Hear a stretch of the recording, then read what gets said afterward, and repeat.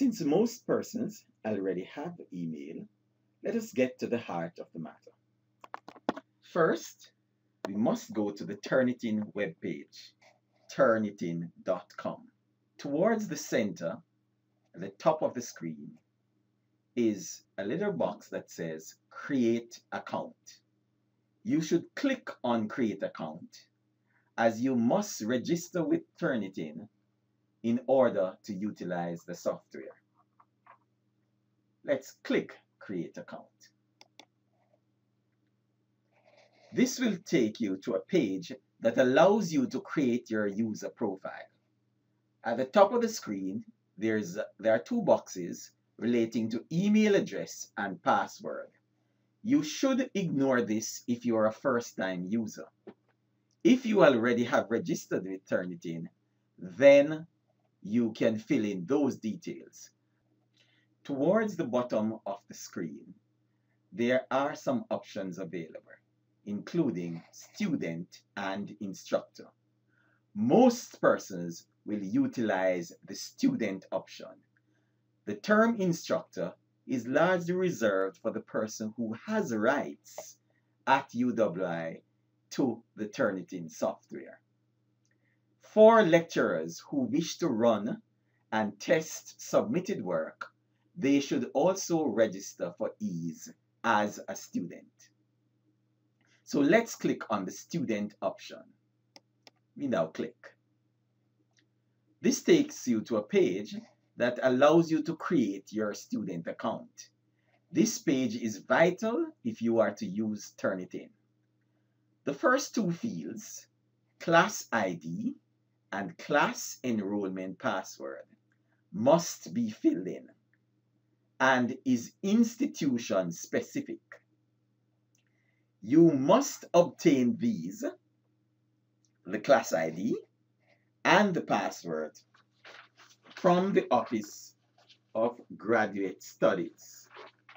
You may also use your UWI grip card to give you the information regarding class ID. Once you have filled these in, you can now proceed to fill in the user information, starting with your first name and your last name. I am going to fill these in, and I'm using the name John Silva.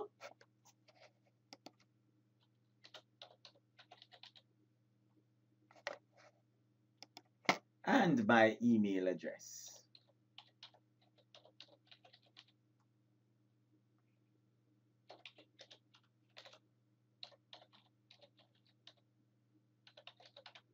You proceed to fill out the remaining fields.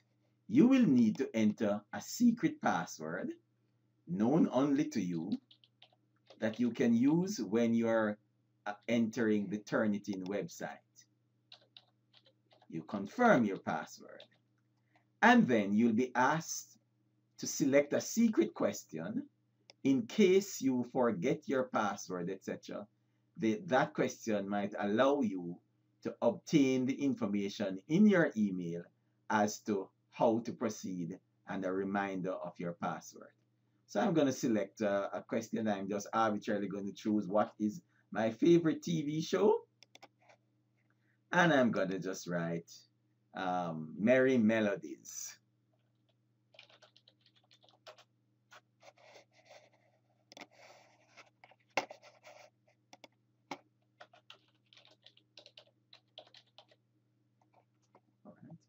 You then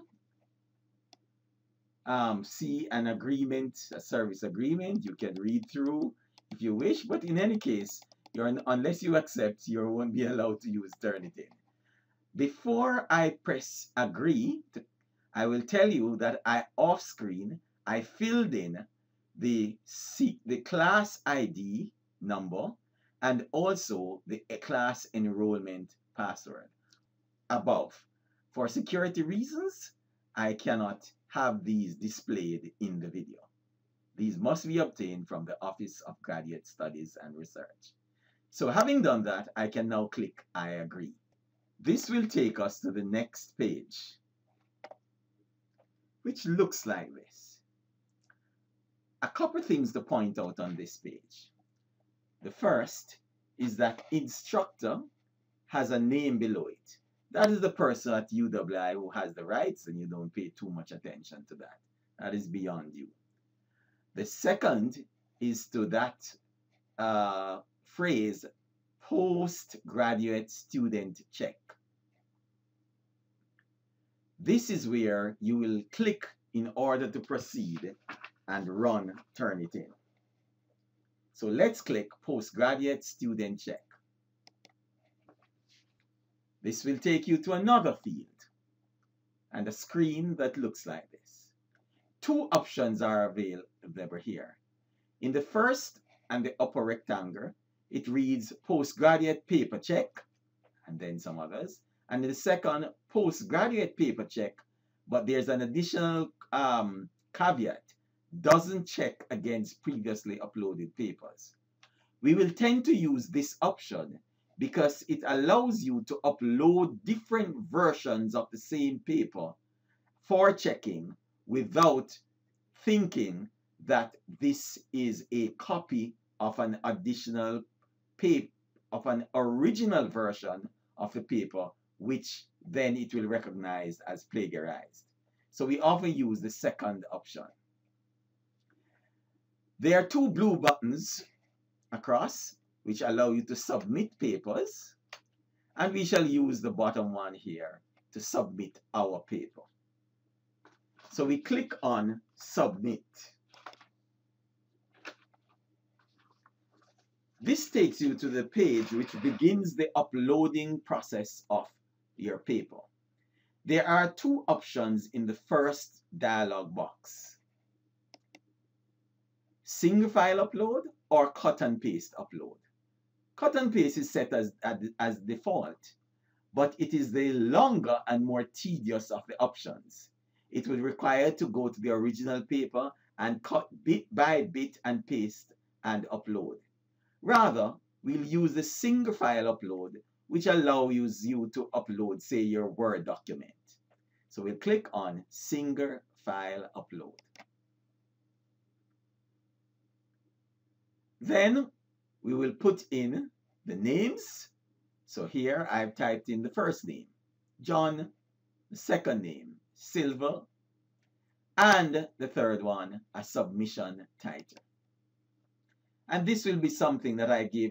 It doesn't have to be the full length title of your paper, but something that will allow me to recognize the paper that I'm submitting. And so I'll call this paper Dance Hall.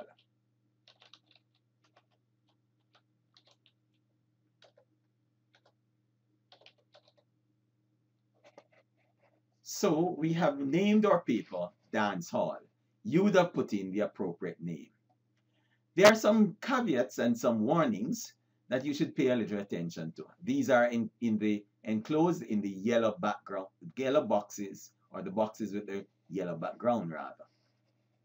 The first is that your file must be less than 20 megabytes. If you have files larger than this, you will have a problem. Your file should also not exceed 400 pages.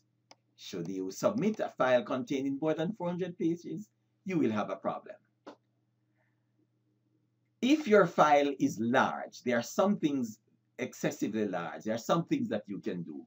One, you could remove pictures if you have lots of pictures or high resolution graphics in your paper.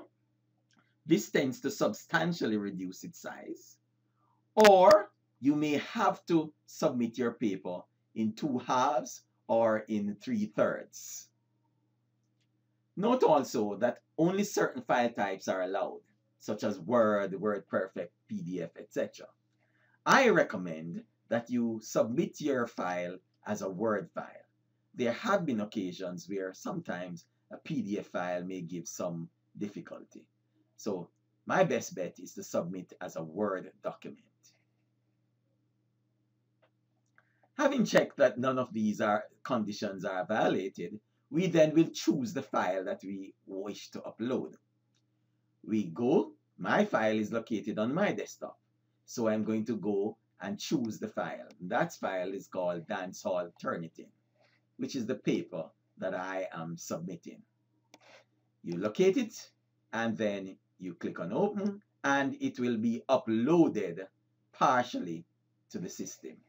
Note the name of the file is currently there, indicating that you have chosen the file. Please note that it's a case of having chosen the file, not that you have yet uploaded the file. You then go and click upload. A little processing occurs, and then you see a little message saying that you have completed the first of 3 steps, and then a screen involving step 2. Here you'll notice the author of the paper is listed, the title of the paper is given, and you also are allowed a preview of the paper. This usually is the first page or first couple of paragraphs of the paper and allows you to confirm that this is really the paper that you wish to upload. I then submit this paper, and I'm using a very, very short paper for teaching purposes. My submission will then be processed. If you have a long paper, it may take some time before you reach this screen, confirming that your submission was successful. This screen is also your digital receipt. This receipt is what you will submit along with your document when you finally give your paper in for assessment. You can print this page, or later I will demonstrate where we can also download the receipt at another point here.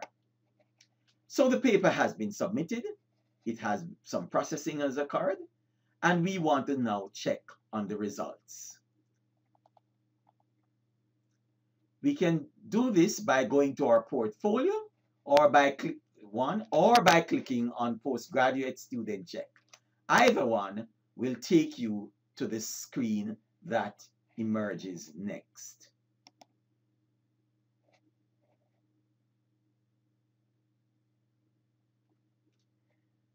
This screen should look somewhat familiar to you.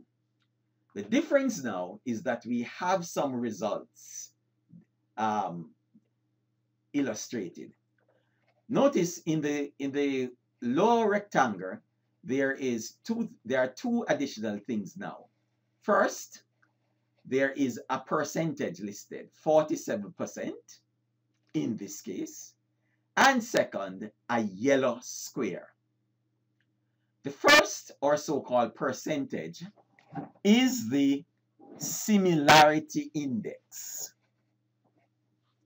And what it means is that 47% of the text that was submitted matches something in the Turnitin database. It is also color-coded for easy convenience. And you will note that this is a yellow square or a yellow rectangle.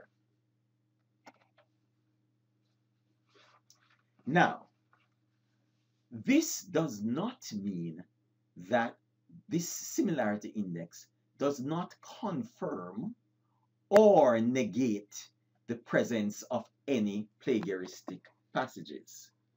What it means is that some similar text has been found, and you need now to examine what these similar texts are, and then to assess whether you have plagiarized or not.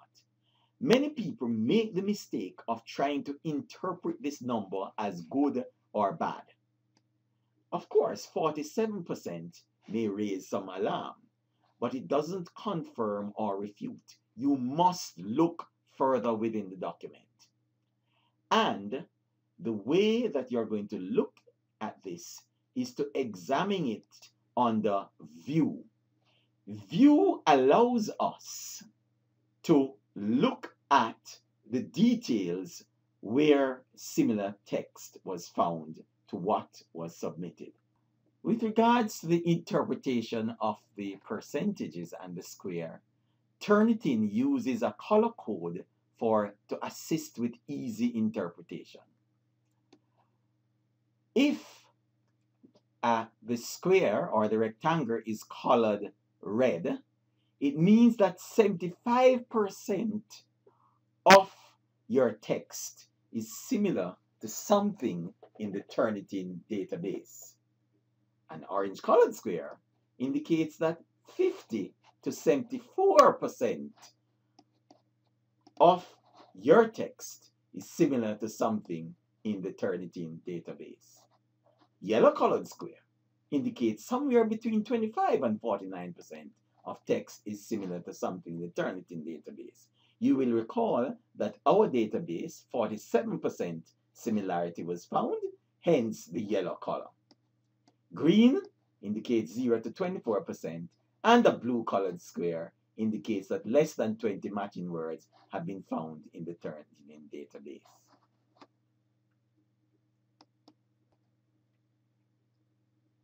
Now we will click on View to go to our page so that we can see the details of the Turnitin report.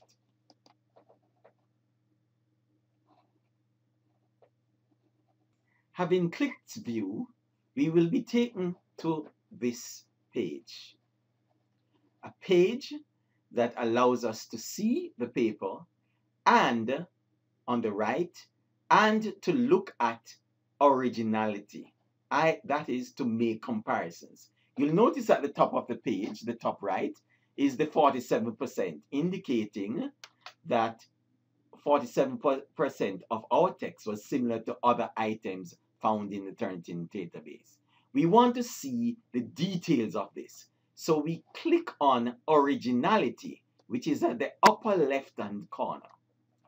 When you click on Originality, a color coding and highlighted text occurs in the paper, and on the right of the screen, there is something called a match overview, which identifies the sources of similar text found to your paper.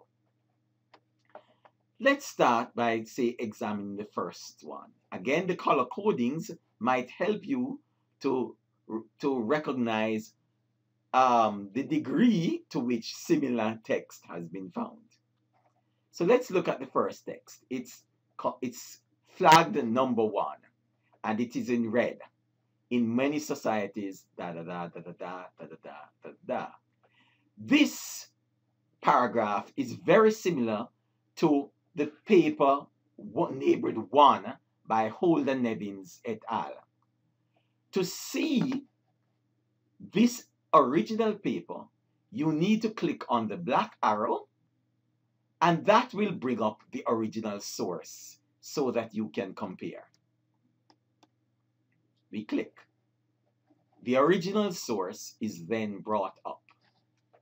And we can now compare our original source and the paper that was submitted. You'll recognize that this paragraph has essentially been lifted wholesale from that original article. Additionally, it is not even referenced. This would constitute serious plagiarism. You can also, if you are further interested, get the full and entire paper if it is accessible. And you can do that by clicking on Full Source View, and that will bring up the entire text of the paper from which the passage appears to have been plagiarized. Okay, let's say that we've finished with that and we've looked at that. We are now going to look back at our second text. And to do that, we go back on our match breakdown and we can see number 2. The second is an article clearly arising from the Indian Journal of Psychiatry, and this corresponds to the purple text that is highlighted. We may want to look at the breakdown Clicking on the back arrow to see where the text has been brought forward or where there are similar passages. Here you can see immediately that the passage is quite similar. Some sentences here. Cannabis contributes in causing and modifying psychosis. It's a sentence listed wholesale from this paper. Additionally, we can see other sources by clicking on the full source view. Any other sources of plagiarism from any other plagiarized text rather from that page. We're going to open that source.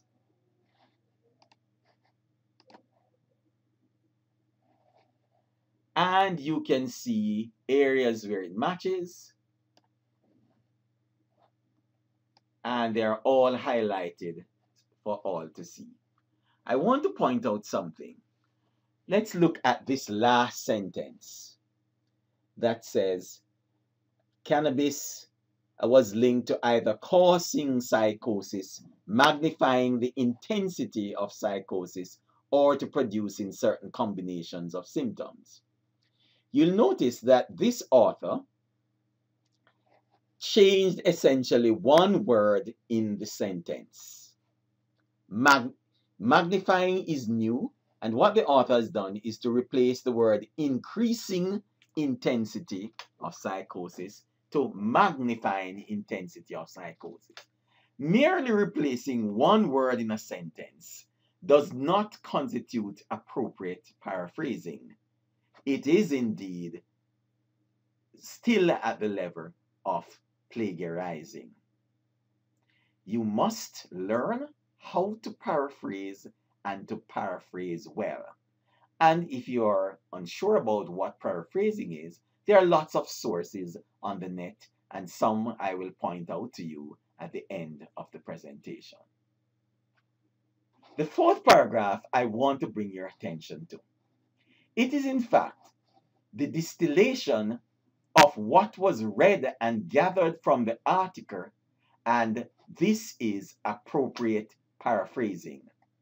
The reading of the article, the internal processing of the material, and then saying what you gathered from it in your own words, and appropriately acknowledging by referencing the source. It shows that if you do paraphrase well, you will not have a problem with Turnitin or with plagiarism. That's the source from which it was taken, and it's appropriately referenced. We go to the next paragraph. This aquamarine colored text, highlighted text. You'll notice that Turnitin has recognized that this is found from another site. And we're just going to click on that site to show where it is from. And you can see the comparison. The difference here is that the author has cited a definition, put the relevant text in the appropriate quotation marks, and referenced it as well.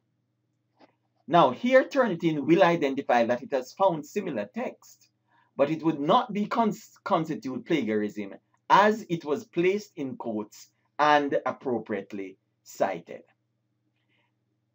The student who is trying to create some shortcuts might say, okay, well, I am going to do this for all the texts that I found on the web. At which point, your paper becomes nothing but sheer cut and paste, and will be devoid of original thought, and there will be hardly any merit to your work. So merely cutting and pasting and creating a collage without thinking and without processing does not constitute new or original work. So use the quotes where appropriate for things such as definitions, etc., and paraphrase. These two techniques will tend to get you out of trouble.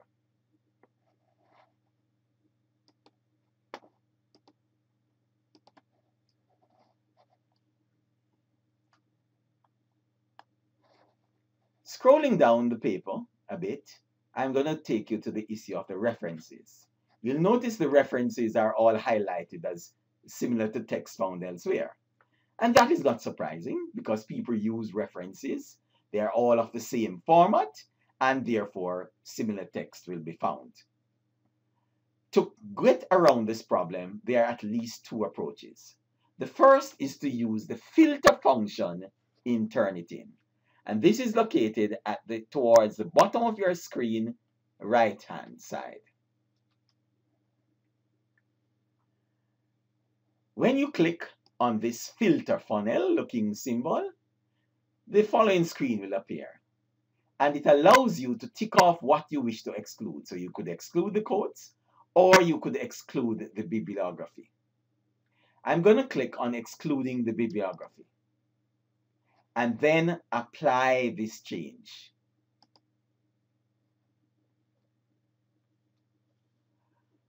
Once you have done this, you will notice that your references are no longer highlighted and the proportion of similar text has fallen to 35%. If you have cited and done your referencing well, Turnitin will be able to exclude it when you ask it to. If you are having problems excluding it, then one option is to run the paper or a version of the paper without the references and get the feedback. That can also be done. But Turnitin provides tools that you should first use as far as is possible. Penultimate observation on this page is that these percentages going down the right give you the actual breakdown of the 35%.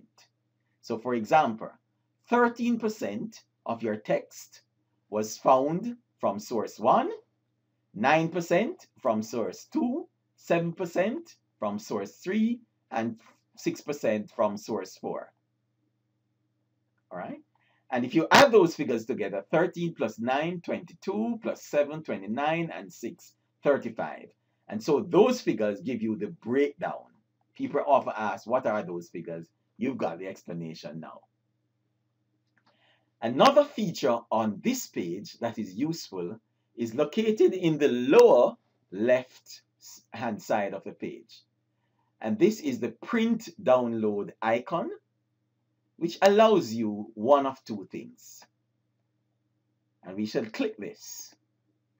It allows you to download the document for printing and also to download a digital receipt for printing. Earlier I had mentioned that you could find the receipt elsewhere, and this is where you'll find it. If you want the receipt, you simply click on download PDF of the receipt for printing and it will download it to your computer.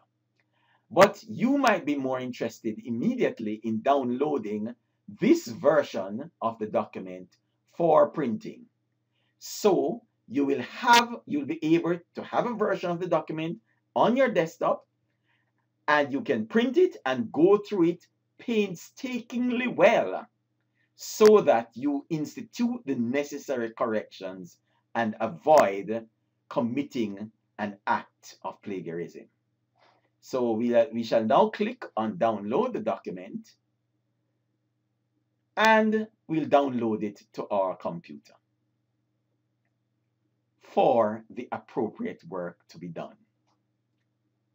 This will download usually into your My Download files or to your desktop or wherever you have set up downloads to go in your computer. You can open the PDF anywhere and at any time. The important thing is that this software is intended to help you avoid trouble. It is your friend. It is a preventative effort. So, please use it appropriately. Do not, however, over-rely on Turnitin to detect plagiarism. There may be aspects of the work that is not contained in the Turnitin database, such as things from ancient books, etc. Many books are now online and Turnitin may pick it up, but there are some that are not. However, bear in mind that you should do the appropriate thing by paraphrasing, referencing, the use of appropriate quotes, etc., to avoid plagiarism. It is likely that the persons who read your paper are experts in the field and may know of the very sources that you have plagiarized from. So the message is, don't do it. Paraphrase, use the appropriate quotes, avoid plagiarism.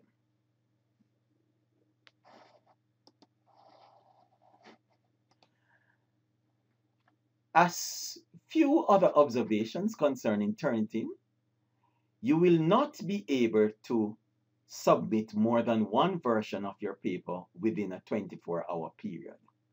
So if you've submitted a version and you've downloaded and corrected, you will still have to wait for 24 hours before you resubmit your paper.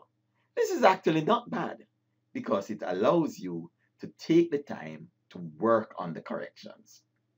It makes no sense correcting one word or two words, uploading, seeing what happens, and then going back to correct over and over again. It is better to spend time with the document and do the appropriate work. I hope that this little insight to Turnitin has been useful and that you will use the software to help you avoid any potential trouble regarding plagiarism. At the end of this video, there is a listing of resources that you might be able to use to educate yourselves about plagiarism if you do not really know what this is.